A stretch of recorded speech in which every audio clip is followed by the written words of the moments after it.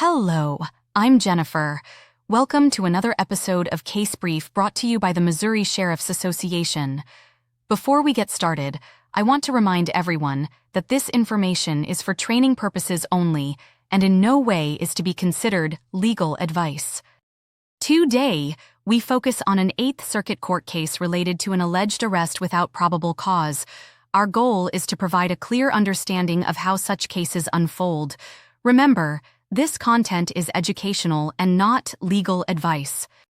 So, let's dive into the details. On August 28, 2022, a little after midnight, Officers Winters and Wing saw Galanakis driving with his high beams on and initiated a traffic stop. Otherwise, there is no suggestion that Galanakis was driving erratically. Winters walked up to the driver's side window, and Wing approached the passenger window. Galanakis was chewing gum, and there were multiple air fresheners hanging from the car's rearview mirror. Winters asked Galanakis a series of questions, which Galanakis answered while rummaging through the glove compartment in search of his registration and insurance documents. One question was whether Galanakis had been drinking, and Galanakis answered no. Galanakis had some difficulty finding the right documents, but ultimately provided what Winters requested. Winters asked Galanakis to accompany him to his patrol vehicle, where Winters looked up Galanakis's information. During their conversation, Winters again asked Galanakis how much he had had to drink. Galanakis repeated, none, and he asked to take a breathalyzer test. Instead, Winters asked Galanakis to perform a set of field sobriety tests, and they both exited the patrol car. Over the course of more than 10 minutes, Winters had Galanakis follow Winters's finger as he moved it back and forth in front of Galanakis's face, perform a walk-and-turn test, perform a one-leg stand test, tilt his head back and follow Winters's finger with his eyes, tilt his head back, close his eyes, and try to estimate when 30 seconds had passed, and perform a finger-to-nose test, in which Galanakis closed his eyes and touched the tip of his nose with whichever finger, right or left, Winters instructed. Throughout, Wing stood by watching. On the walk-and-turn test, Galanakis took too many steps and failed to follow Winters's instructions to count out loud and turn a certain way.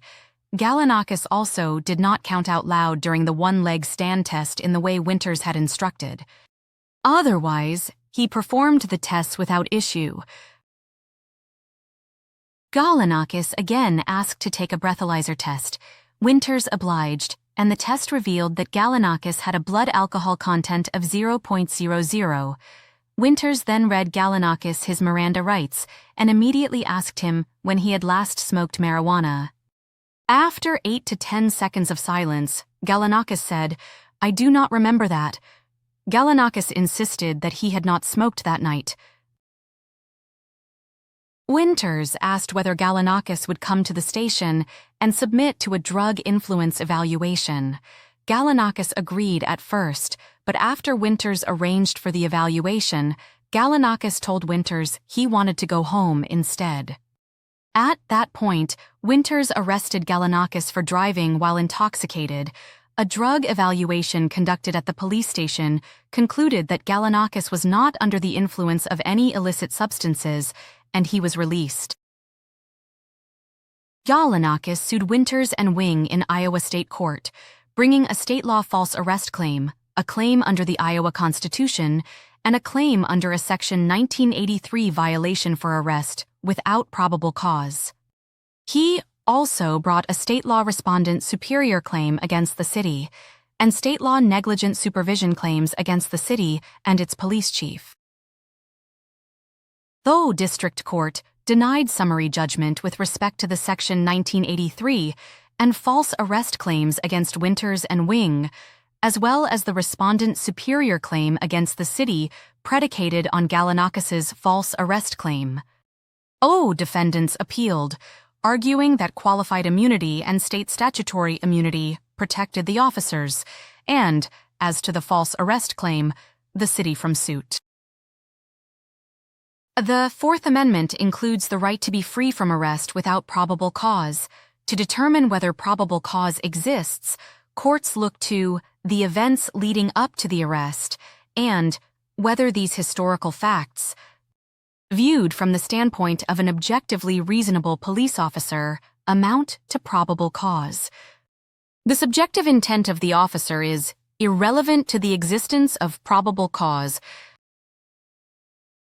Even if an officer arrests an individual without actual probable cause in violation of the Constitution, he has not violated that individual's clearly established rights for qualified immunity purposes if he nevertheless had arguable probable cause to make the arrest. Arguable probable cause exists when an officer mistakenly arrests a suspect believing the arrest is based in probable cause if the mistake is objectively reasonable.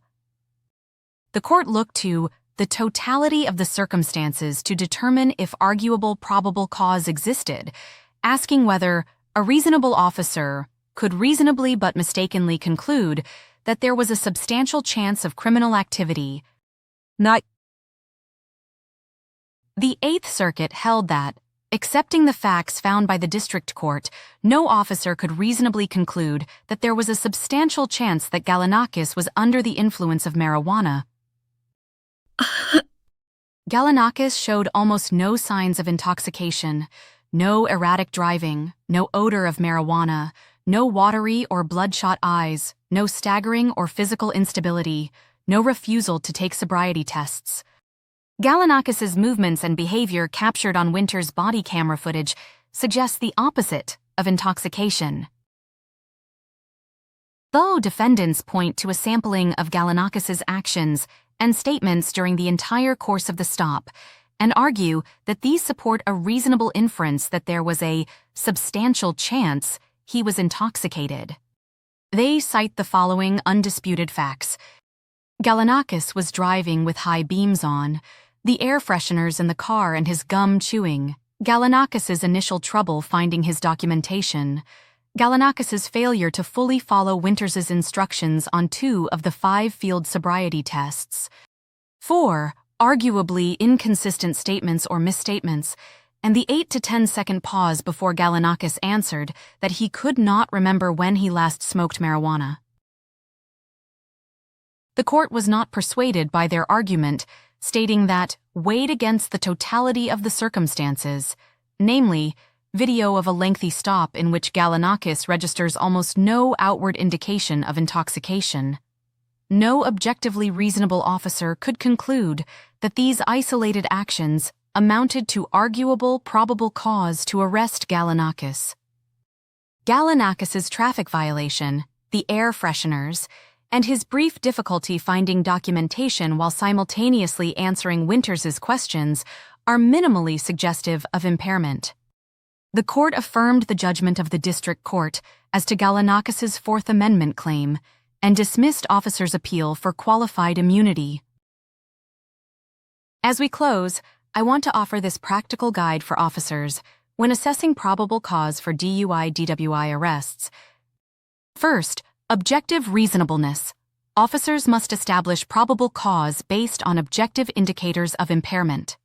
Mere suspicion or minor irregularities, such as gum chewing, air fresheners, or momentary confusion, are insufficient alone. Second, visible signs of intoxication. Probable cause is strengthened by clear, articulable signs of intoxication, such as visibly impaired motor coordination, slurred speech, clear impairment during field sobriety tests, or explicit admissions of impairment. Third, field sobriety tests. Failing to follow instructions fully on some sobriety tests may contribute to probable cause, but, without additional clear indicators of impairment, is typically insufficient by itself. And, finally, consistency and clarity in statements.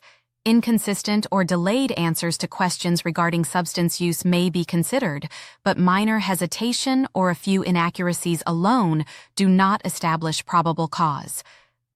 It is vital that officers ensure that the totality of circumstances clearly supports impairment before proceeding with a DUI/DWI arrest. By adhering to these guidelines, officers can make arrests that respect constitutional protections while effectively enforcing the law. Thank you for joining us in this episode of Case Brief. We hope this analysis provided valuable insights into what is required to establish probable cause when making DUI/DWI arrests. Stay tuned for more episodes brought to you by the Missouri Sheriff's Association.